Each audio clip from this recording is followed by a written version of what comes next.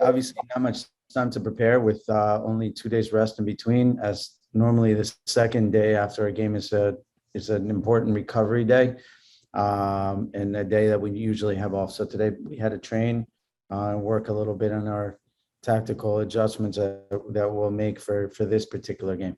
As far as the rival itself, what do you expect from a Montreal team that's looking for points here in this last stretch of the season? Yeah, I mean, Montreal, they've had a good season. They dropped points the last 2 games, and they know they need to win the final 2 to get in the playoffs. So I think, the game against us, I'm sure they're counting on 3 points is definitely 3 points that they need. Thank you for that. We'll start with Corey. Go ahead, Corey. Hey, Coach. I'm curious, what would a win tomorrow mean for you? It would mean a lot, and I think it would mean a lot in particular because obviously there's a number of things that we can check the box on. Number one, we haven't won a road game all year, so this obviously will count. 2, I think the fact that we're going to play a team that's playing for everything, that has everything to play for, and in theory, we don't have anything to play for. So I think if we can make that kind of effort to have that type of game tomorrow, will mean a lot about the characters of the players on the field. And I think the third one is that, we're going to use an alternative lineup like we did the last game. Not that I don't want to hide any secrets. I mean, here I'm looking at players, the younger players who did a great job the last game, who will likely get more minutes this game because they deserve it. And hopefully they can, if they're up to the challenge in this game on the road, I think it will mean a lot for where they are. How would you describe the mood of the team going into this? I mean, I guess with nothing to play for, maybe they just think of playing out the string, but it doesn't sound like that's the case. No, we prepared, we prepared the game like we would prepare any game where we have to go win. I mean, we're looking to win the game. I see the team focused. I see the team ready to play. I see guys who just know they played a pretty good game the last game, who hadn't gotten many opportunities, and they're excited about the next one because another chance to prove themselves. So, I think we're ready. We're ready for the game. What have your interactions been like so far with Pat, and have you guys set any time to meet after the season? We've talked about, having meetings. In particular, we'll have some time on this trip to Montreal, so I'm sure we'll sit together quite a few times.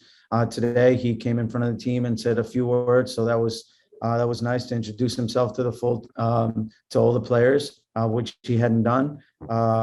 So I'm sure we'll have an opportunity to speak. Thanks. You're welcome.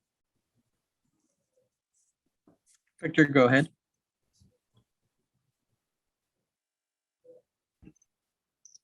Hi, Tab. Yesterday, Pat's talking about his vision for the team, high energy, proactive. It sounds a lot like what you've said you wanted the team to be. Seems like there's naturally a parallels there, the way both of you guys think. Yeah, I mean, I was personally happy to hear that because that's exactly the words I used, when I came, and that's kind of what I wanted: a high energy, high pressing, athletic team that can attack all the time with both outside backs at the same time, and really just leave 3 guys back. We haven't been able to do it. I mean, obviously, I know I'm responsible for that, so that it is what it is. But it was good to hear that because I think that's something that the fans will want. I mean, that's again, regardless of who's here, I think that's something that the fans here in Houston would want. Yeah. This might be an easy question to answer, but and obviously you've been respectful of not kind of talking down on your team, but having a bona fide midfielder or a goal scorer, do you think that would have been the difference this year for your team to make the playoffs in Major League Soccer? Again, I mean, I can't play the hypothetical game. If we would have had this guy or if we would have had that guy, we were the team we were. Being the team we were very close in a lot of games. Like I mentioned, I think on Sunday, when you look at our expected goals and you put them against expected goals against game by game the whole year. We should have won 13 games now, which is 42 points just in wins. Of course, that's just stats, right? That doesn't, because at the end of the day, you got to win the games on the field. But the bottom line is we could have been a playoff team as we were. And so in the end, we weren't, and could we have done better with other players? Yeah, potentially, yes. But I mean, again, I don't know. I think all the players worked hard. I think I think everybody did what they could. Right.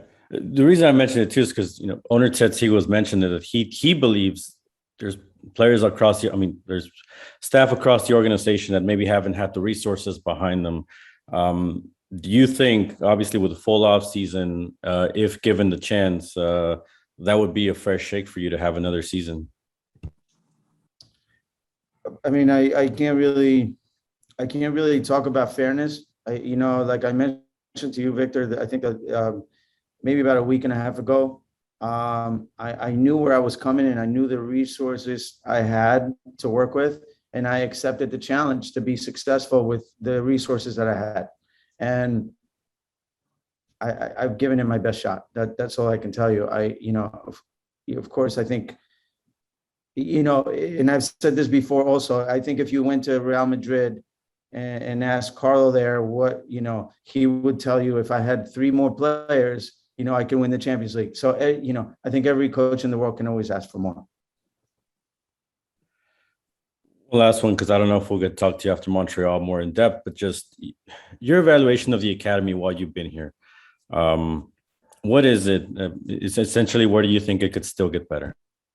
I love this question, and no one's ever asked me that before. I think that we have the opportunity to have one of the top 3 academies in the country in Houston. There's no reason why we would be any different than an academy, let's say in LA, or what Dallas has done in Dallas, and what, maybe the Red Bulls, New York City, can do in that area with Philadelphia, in that market.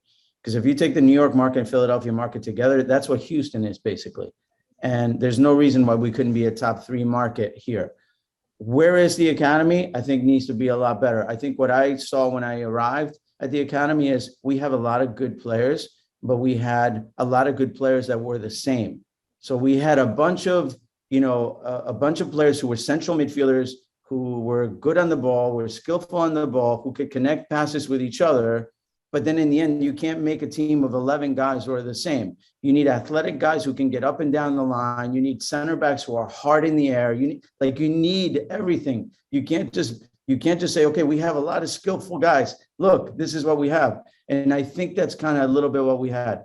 And I think that's a little bit of the nature of what we see. Because when you go on the field and you see a good player, normally the good player we all pick is the little number 8 guy who can turn and can hit a through ball. But in the end, you can only play maybe 2 of those guys in a game, not 11. And so I think we're coming along. And to be fair, in the last 6 to 12 months, we've made an effort here to recruit a different type of athlete to the academy, and we're seeing them. Eric Hurd at 16 years old, Ike at 17 years old.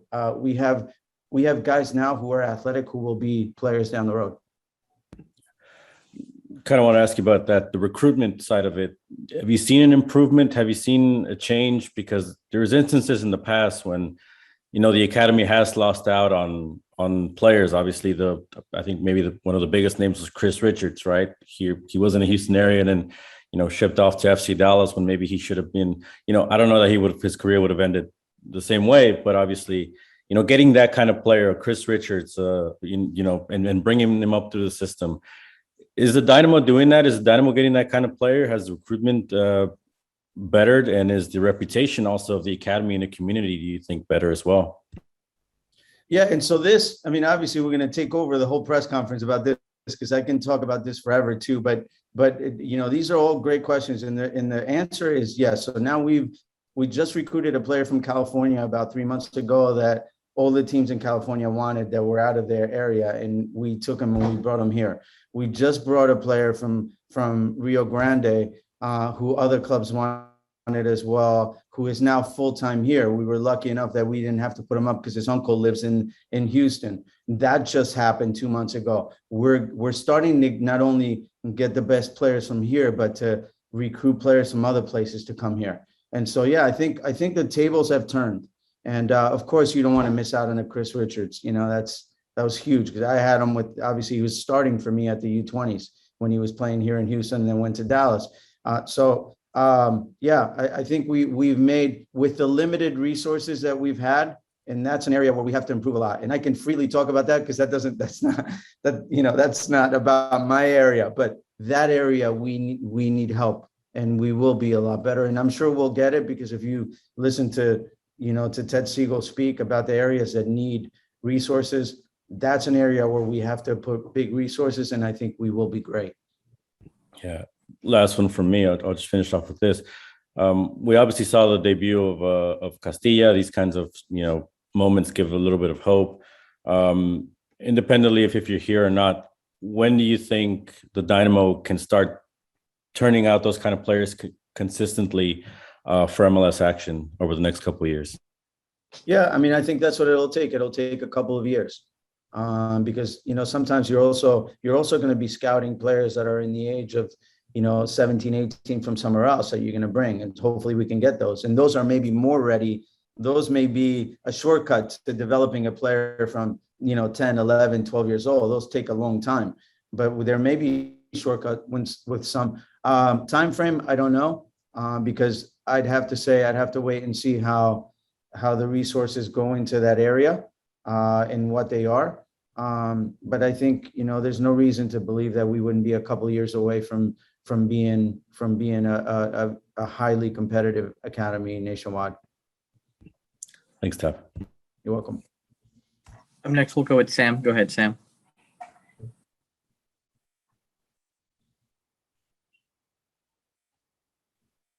Hi, Tab. Hi. Looking at this season and last season, what improvement will you say the team have made? What improvement? What improvement will you say the team have made looking at this season and last season?